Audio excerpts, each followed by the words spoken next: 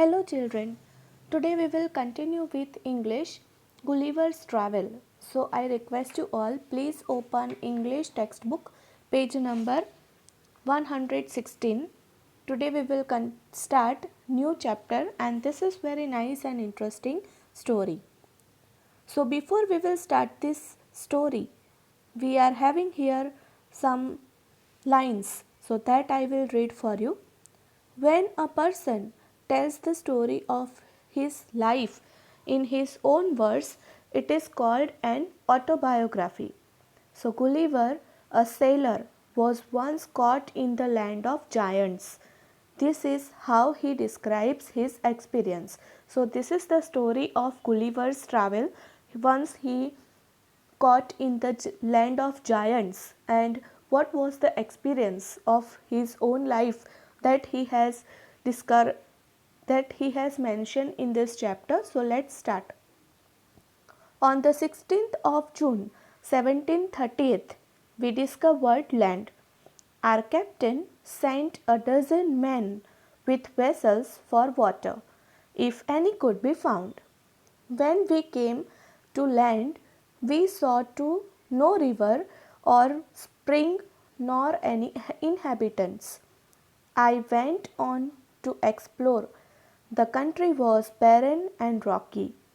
I turned back to join the crew, only to see them getting into the boat and rowing for life to get to the ship.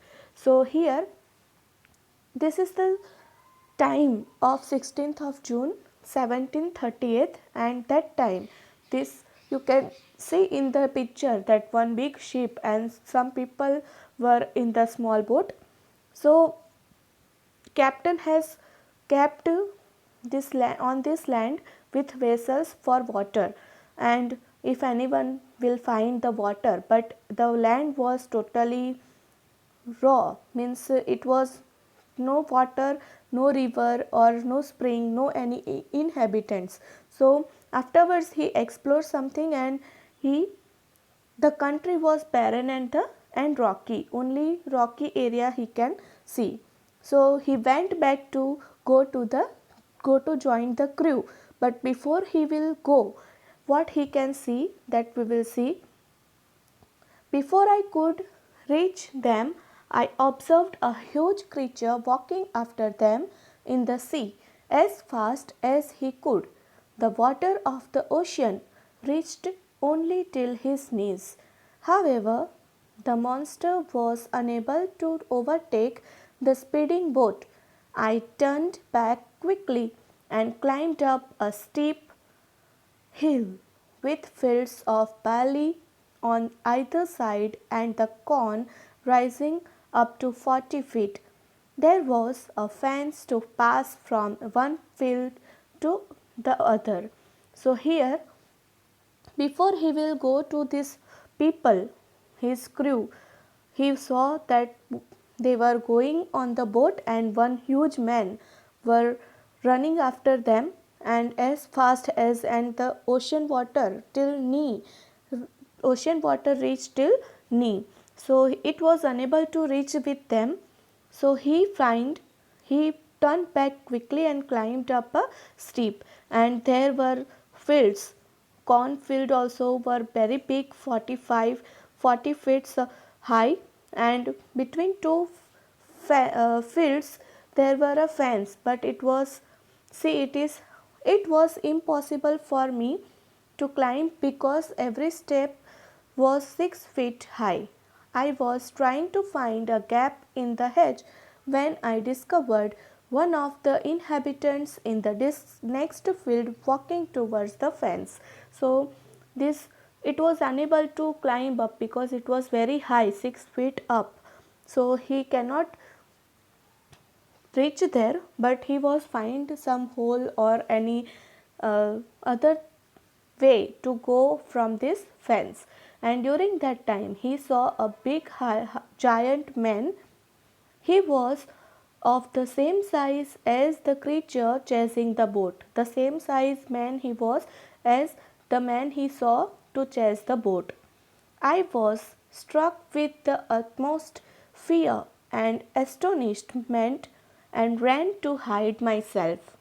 He called in a voice much louder than a trumpet. It sounded like thunder. 7 monsters like him came towards the field ready to reap the corn. They carried a reaping hook which was very big. When one of the reapers approached where I lay hidden, I screamed as loud as I could. So, children, here when he stuck in the field and he saw that the man was speaking too much loudly, it was like a thunder, and other 7 giants he saw. And when that giant man monster that came towards near means this giant came near to him, so he was where he was hiding. So he approached where I lay hidden, so this Gulliver started to scream as loud he can. As the creature stopped ripping, picked me up between his thumb and forefingers and brought me close to his eyes, 60 feet above the ground. He looked at me with curiosity and blew my hair aside to get a better view of my face. He called his friends and gently placed me on the ground. So, after this, when that giant man saw Gulliver, so it was very tiny, looking very tiny in front of them because they were like a monster, and he picked him with a with his thumb and forefingers and brought me to close his eyes. Maybe it was 60 feet above the ground, and he looked so curiously, and he called other friends of him to, and then he placed me on the ground. They all sat on the ground to take a good look at me. So all were sitting down to look me properly. Here you can see the picture also. I slowly backward and forward pulled off my hat and made a low bow towards the farmers. I tried to speak to them loudly in several languages.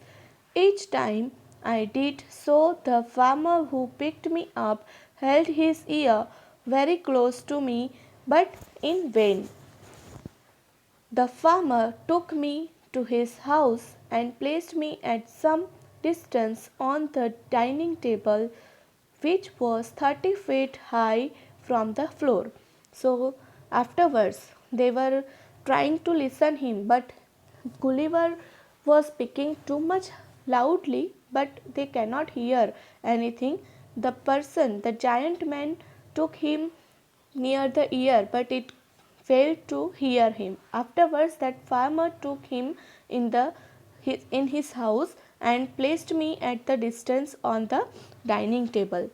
But dining table also was very 30 feet high from the floor. Dinner was brought for the farmer in a dish which was 10 feet in diameter. The farmer's wife crumbled some bread and placed it before me. In the middle of the dinner, I heard a noise behind me. It was the purring of a cat that was 10 times larger than an ox. The farmer's wife was stroking him. Then entered the farmer's 1-year-old son in the arm of a lady. On seeing me, the child grabbed me from the table and put my head into his mouth. I shouted so loudly that the baby dropped me. I would have broken my neck if the mother had not held her apron under me. Later, she put me on her own bed and covered me with a clean white handkerchief. I slept dreaming of my home, my wife, and my children. So, children, during the dinner time, their dinner also were 10 feet bigger size. So the farmer's wife put the scramble of the bread and put in front of him to eat, but as he put, the small baby of giant took him to eat, as you can see in the picture. But that time he screamed so loudly, so the child dropped him, but the farmer's wife saved his life, and then he put on the bed and covered handkerchief. And afterwards this Gulliver said that after that I fell asleep in the dreaming of my own home, my wife and children. So children, this is very story adapted from Jonathan Swift's Gulliver's Travel. So I request you all, before we will start these new words and other exercises, question answers, I request you all, please read this chapter and study well. Thank you.